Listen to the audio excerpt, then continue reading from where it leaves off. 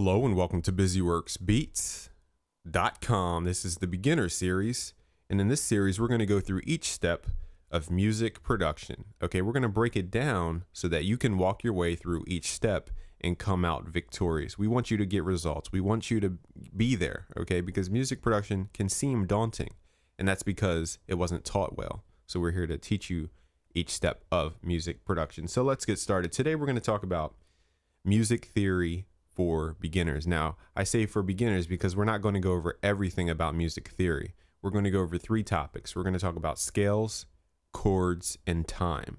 Okay, those are the bases, whatever the word is. It's the foundation for music theory. Okay, so let's start with time, because this is the biggest issue I find with most people trying to get into music production in general, is that they're off beat. Okay, so you really need to pay attention to what I'm going to say, because a lot of people can get confused. So let me throw on my headphones real quick so I can hear it. And let's right click. Let's select the tempo. Now, what is a tempo? A tempo is measured in BPM. BPM stands for beats per minute. Think of your tempo like a heart rate. Okay, just literally think of it like a heart racing at this amount of at this speed. So what we can do is turn on a metronome to help us better track the tempo of the song. So this is what 90 BPM sounds like. So that's great. We hear a tick going along with the speed of the song, but the question is, how do we measure using that tick? Okay, so now that we know what BPM stands for, the question is, what is a beat in the first place? So we have beats per minute, but what is a beat? A beat is every time your heart beats, okay? It's every time you hear a heartbeat, that is one beat. So every time we hear the metronome, that's going to be one beat. Okay, so this is what we're talking about when we talk about beats and bars. I'm going to teach you the difference between beats and bars. So here's the difference. Beats are literally every time the heart beats, or every time your tempo hits. 1, 2, 3, 4. 1, 2, 3, 4. Now the question is, why am I counting to 4? In general, when we make music, we write in what's called 4/4 time, 4/4. And what that means is, for every 4 beats, for every 4 ticks of the metronome, we're going to consider that one bar. Okay, so a bar is a collection of heartbeats. Okay, so just think of it that way. You will never get confused as long as you think of the tick and the pulse of the beat as a heartbeat. That will always remind you, okay, that's a beat, a heartbeat. And then the bigger things are bars. Even if you don't know the name, you're going to remember that these ticks are heartbeats. 1, 2, 3, 4. So every time I count to 4, that is one beat. One bar. Okay, every time I count to 4, that's one bar. So every time our heart beats, boom, boom, boom, boom, boom, boom, boom, boom. Okay, we have 4 heartbeats. That's one bar. 1, 2, 3, 4.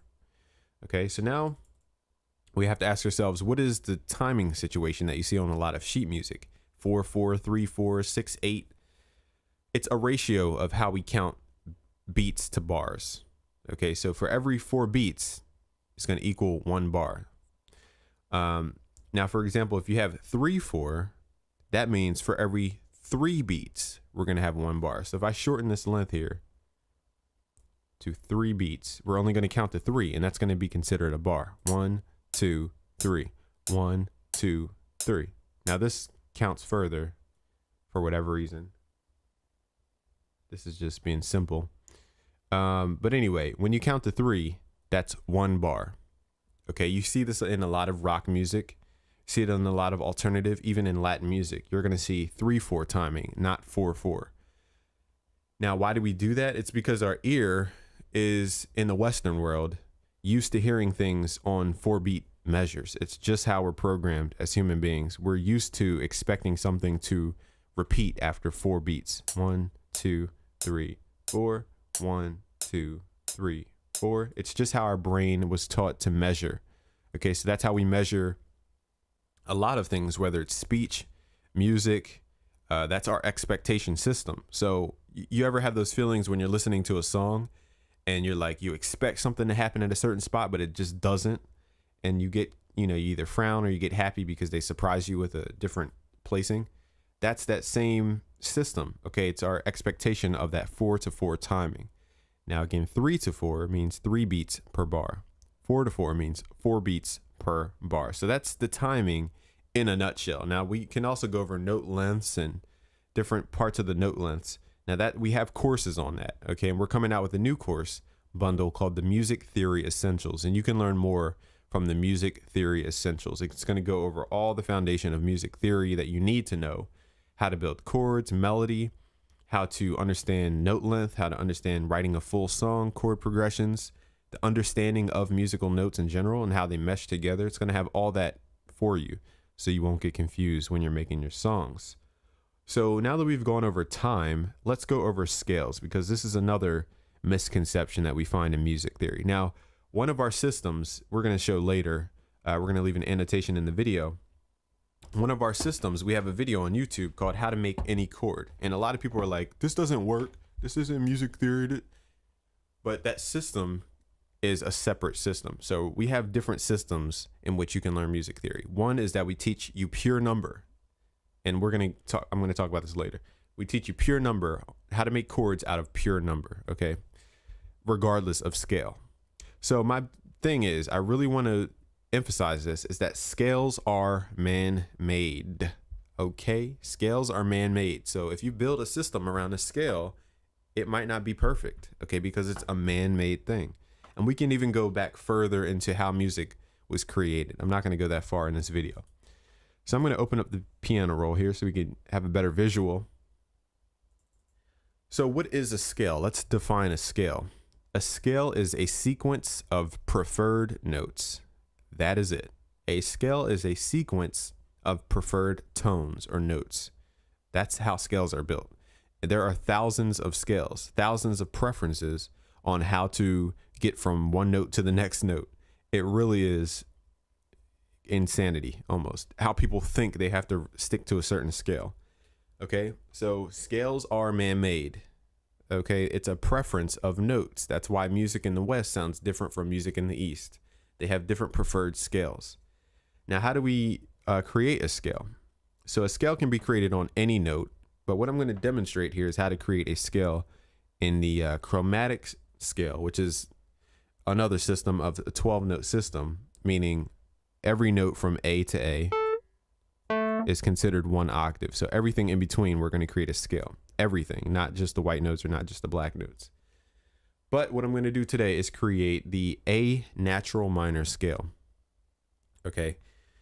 And in Music Theory Essentials, when it comes out, we're going to go over modes and how you can create modes as well. But right now, we're going to go over the basics. So don't worry about modes and everything else. Let's just talk about the terminology at hand. Scales. Again, a sequence of preferred notes that go together. That's it. Okay, so let's start on A. We're going to draw out the A natural minor scale. So in that scale, in short, it's basically all the white notes from A to A. So it's all the white notes. Okay, and there we have what we call an octave. Okay, which consists of 12 semitones between each note. So A4 has 12 notes. 1, 2, 3, 4, 5, 6, 7, 8, 9. Whoops. 1, 2, 3, 4, 5, 6, 7, 8, 9, 10, 11, 12, until we repeat again. So each of these 12 semitones are called, makes up an octave. Okay, so when we're talking about octave, it's a range of notes, which consists of 12 notes. Okay. So here's the scale within one octave. Okay, this is the A natural minor scale. It just happens to land on every white note. So it's A, B, C, D, E, F, G, A. So this is a very simple scale. If you ever get confused, you can always refer back to this scale. Now also there's a different scale which also has all the white notes, and that's C major, which is actually, we're not even going to confuse you with all the different scales. Okay, let's just focus on the A natural minor scale. So here's the scale. It's a preference of notes. Now I'm going to show you how I can build my own scale without, any name or nomenclature. So here's the biggest thing we teach in music theory today is that names come last. Okay. Can't tell you how many times people are like, you didn't name that chord, blah, blah, blah. Okay. You name last. Things are named last, right? If you're a fan of the Bible stories, Adam named the animals after they were created. Okay, they didn't have a name. They were just animals. Okay, they just did what they did. They were what they were. Then they were named. Names are for the purpose of translating language from one person to the next so that you can communicate. Sometimes you might not have a name for a certain chord. Okay, so, you know, when you're drawing scales and making chords, don't get caught up in the name. Because if you get caught up in the name, you're forced to create that specific chord. For example, if I say make a D major chord, you're forced to use the notes D. So D major, we're going to show you a different video on how to build chords. But anyway, I'm going to kind of brush over what we call the chord code. So anyway, this is our 0 point, our resting point, which is D. We're just going to count up the keyboard. 0, 4, 7 is the major code. So 0 is D. 1, 2, 3, 4, 5, 6, 7. Now, traditional music theorists would say, why are you calling it 0 and not 1? Why are you doing blah, blah, blah? Okay.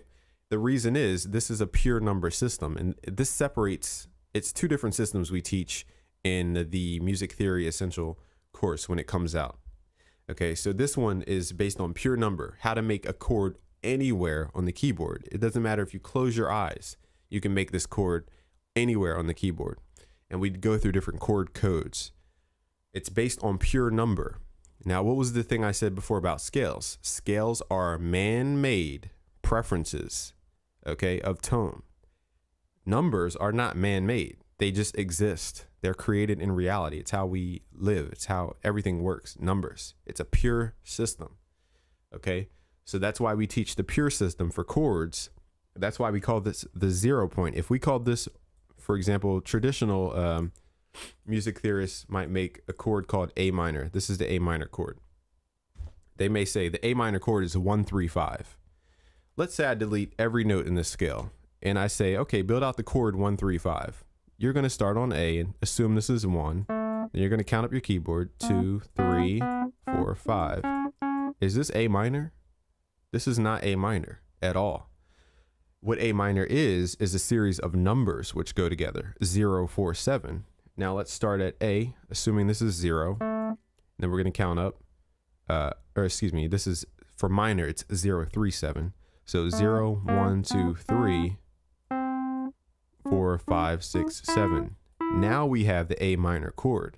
And this is what confuses so many people around the world. I cannot scream this loud enough. Don't start with scales. That's what's messing you up. You're learning backwards in music theory. Okay?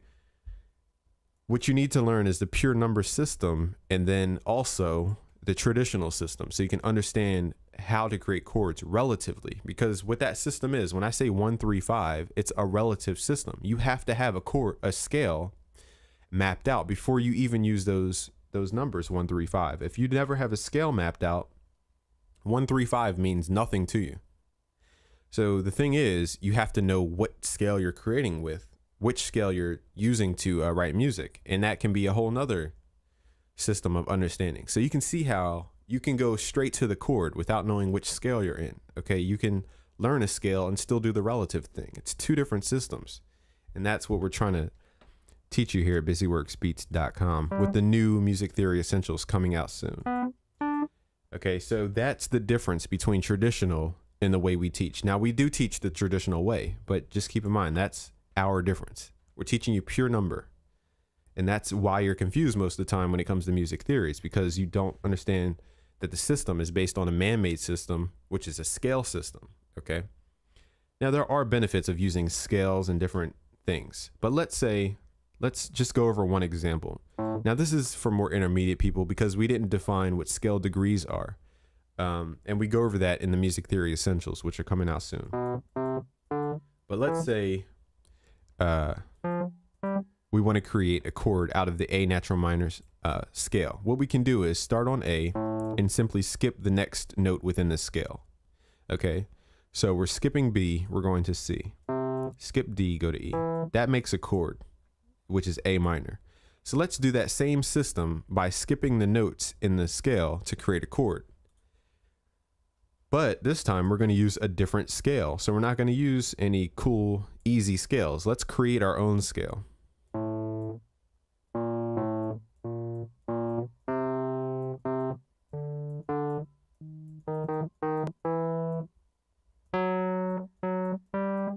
So now this is our new created scale. We don't have a name for it because I just created it out of thin air. Okay, so you saw how I created this scale just out of thin air. I'm sure someone named it something. And that's the whole system of music theory. It's that we have to start with the name. Why? We're creating from our mind. From our mind, we can then name it later. Okay, so don't get caught up in the name game. So let's create a chord using this scale, using that same system. Let's start on the A. Let's skip every note.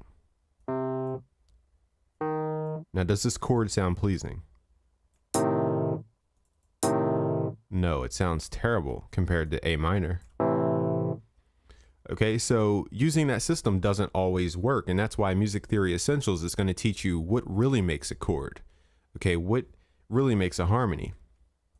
So a chord, I should define that, is a combination of two or more notes which sound pleasing together. Now, not all chords sound pleasing. Some chords, believe it or not, were even banned by the church because they sounded so horrible. Okay, so chords are a combination of notes, which we call harmonies, things that go together well. Some chords sound good, some don't. It's all subjective, okay? Music, the definition of music is the creation of beauty using voice or instrument, okay? Beauty is in the eye of the beholder. Okay, music today would be banned in church 1,000 years ago.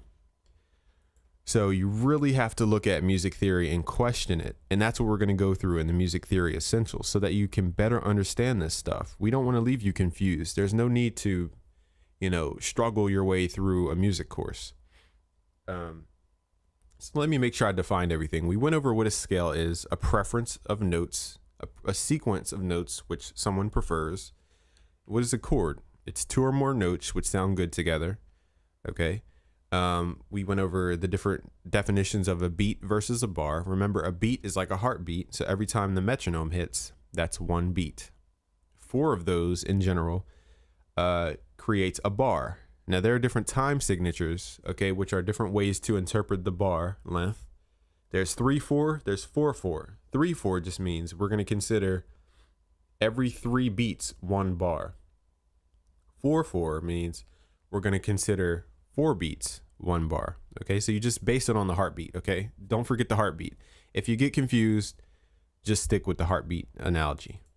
Okay, and BPM is how many beats per minute, so it's the speed of the heart.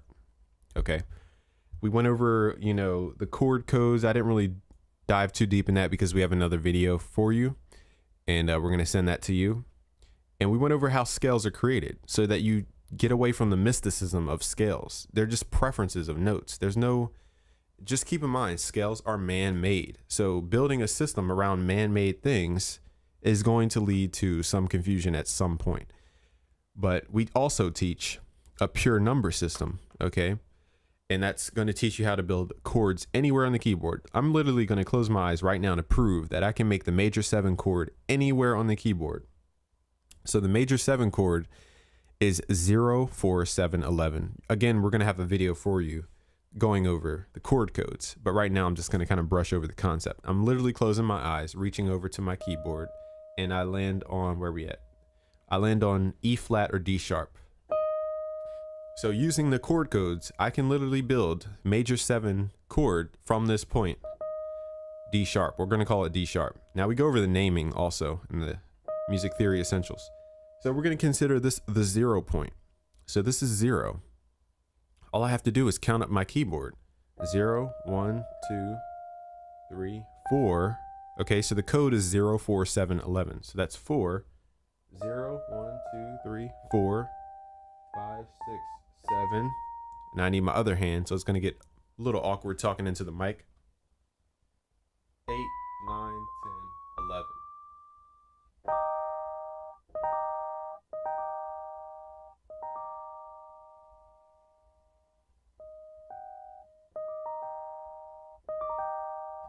And we made the D sharp or E flat major 7 chord. It's that simple.